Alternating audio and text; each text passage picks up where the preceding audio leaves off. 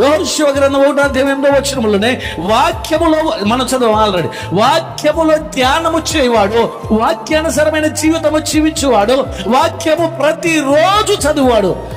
గమనించండి, వాక్యం చదువుతాం అంటే క్యాలెండర్లో ఉన్న ఆ రోజు చదువుతాం కాదు. చాలా మంది వాక్యం చదువుతుంటే అనుకుంటున్నారు క్యాలెండర్ వైపు వెళ్ళిపోయి పొద్దున్నే లేచి బైబిల్ తీయడానికి బద్ధకపు క్రైస్తవుడు, అవిశ్వాసపు క్రైస్తవుడు. ఆ క్యాలెండర్ లో ఈ రోజు దేవుడు నిన్ను హెచ్చించి ₹1,00,000 ఇవ్వబోతున్నాడంటే ఆమేన్. అదే ఆ రోజు ఈ రోజు నీ కాలు లాగుతుంది, చెయ్యి లాగుతుంది, లేకపోతే నీ నెత్తి మీద ఒక బండ పడుతుంది అంటే అయ్యి బాబోయ్, ఇదా క్రైస్తవుడి లక్షణం. క్యాలెండర్లో బైబిల్ చదవడం, వాక్యాలు చదవడం కాదు.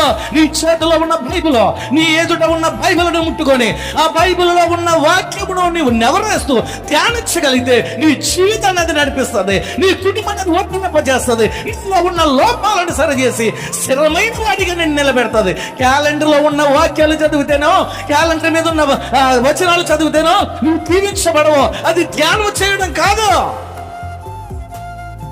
ఏదో ఒక ముక్క చదివేసి ప్రార్థన చేసేసి ఆమెనంటే వాక్యం చదవడం అనుకుంటున్నావేమో.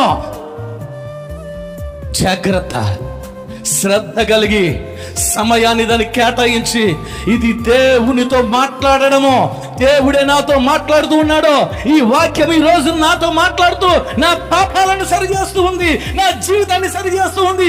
పడిపోయిన నా బ్రతుకు, చితికిపోయిన నా జీవితము కట్టబడుతూ ఉంది అనే విశ్వాసంతో ఎవడైతే నీవు ఆ లేఖనములు చదువుతారో ప్రతిరోజు వాడు ఆశీర్వదించబడతాడని లేఖనము తెలియపరుస్తూ ఉంది.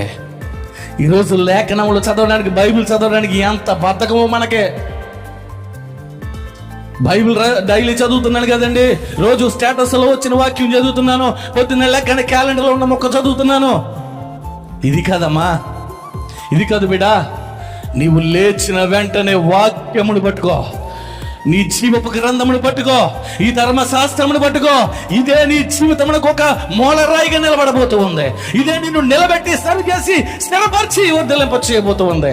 ఎంతమంది ఉదయం లేవగానే బైబిల్ చదువుతారా? చేతులు ఎత్తమంటే ఎవరు ఎత్తరా? ఎందుకో తెలుసు, అందరూ చదవరులే. ఎన్నిసార్లు చదివారా బైబిల్ అంటే ఎక్కడున్నామో తెలీదు.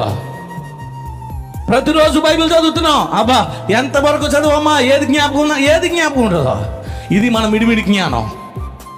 జాగ్రత్త.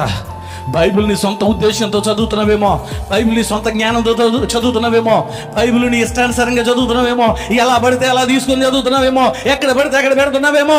జాగ్రత్త.